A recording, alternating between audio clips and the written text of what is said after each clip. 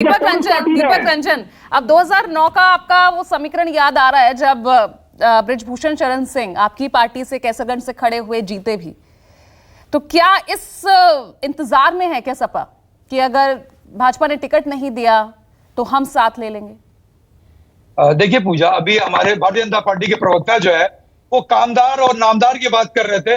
इसके मतलब इन्होंने मान लिया कि पिछले 10 साल से जो कैसरगंज में सांसद हैं इनकी पार्टी के, उन्होंने कोई काम नहीं किया। इन्होंने उनके कामों को नकार दिया। ये मान लेना इस बात को कि उन्होंने कोई काम नहीं किया, इसके काम के आधार पर हम वोट देते हैं। उन्होंने कोई काम नहीं दिया प्रत्याशी। और अभी ये रिजर्वेशन की बात कर रहे थे, तो भी रिजर्वेशन तो मैंने आप बताइए ना, कैसरगंज से क्यों घोषित आप क्यों नहीं कर रहे हैं? हम करेंगे, बिल्कुल करेंगे। भी आपने कहा ना 31-32 घंटे का टाइम है और वहां पर एक मैंने तो ये भी कहा कि आप इंतजार में हैं कि बृजभूषण को अगर वहां से टिकट नहीं तो हम साथ ले लेंगे। मैंने तो ये भी कहा। देखिए पूजा जी, अभी आदरणीय सतीश प्रकाश जी ने बड़ी अच्छी बात कही कि राजनीति का मतलब होता है चर्चा पर्चा खर्चा। तो सारे चैनल्स इसी की चर्चा कर रहे हैं, तो हमारा प्रचार तो वैसे ही कर रही है चैनल। तो वहां एक एक कार्यकर्ता लगा हुआ है, एक एक कार्यकर्ता जनता के बीच में जा रहा है। और जैसा कि मैंने पहले भी कहा, ये चुनाव पूजा जी जनता वर्सेस सत्ता है। जनता वहां पे चुनाव लड़ रही है। हम वहां पे चुनाव प्रक्रिया में प्रतिनिधि कर हम लड़ नहीं रहे। हम लड़ रहे मुद्दों से, हम लड़ रहे महंगाई से, हम लड़ रहे बेरोजगारी से, हम लड़ रहे महिला अपने बहन बेटियों की अस्मिता को बचाने के लिए, हम लड़ रहे किसानों की लड़ाई, हम लड़ रहे हैं। तो चर्चा तो हमारी ऐसी हो। और बात ये कर रहा है रिजर्वेशन की। अरे रिजर्वेशन जिसने दिया था आज उनको तो उन्होंने अपनी गोद में बिठा रखा है। इस चीजों गौड़ा जी ने, अरे क्यों नहीं निकाल के बाहर कर देते आप?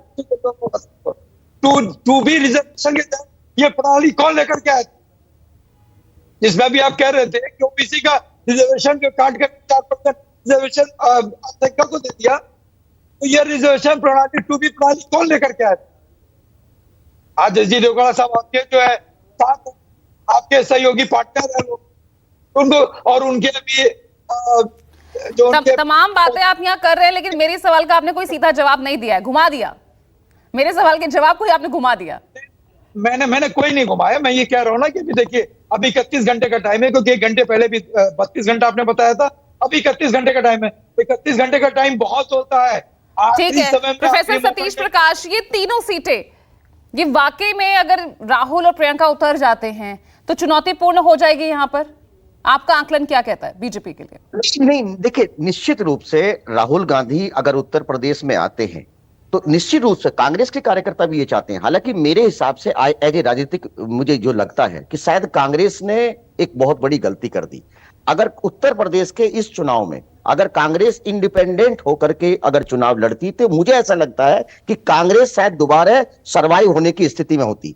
अब कांग्रेस ने गठबंधन समाजवादी के पार्टी के साथ गठबंधन करके कांग्रेस को लाभ हुआ है या नुकसान हुआ है? मुझे तो ऐसा लगता है कि अगर अभी तक भी राहुल गांधी या गांधी परिवार का कोई भी व्यक्ति या कांग्रेस का कोई भी उम्मीदवार अमेठी में चुनाव लड़ने की हिम्मत नहीं जुटा पा रहा, तो शायद ये गठबंधन जो है कांग्रेस के लिए घाटे का विषय हुआ। बिल्कुल, और जब तक इस पर घोषणा होगी नहीं तब तक ये तमाम सवाल भी जीवंत रहेंगे। बहुत बहुत शुक्रिया आप सभी का चर्चा में जुड़ने के लिए।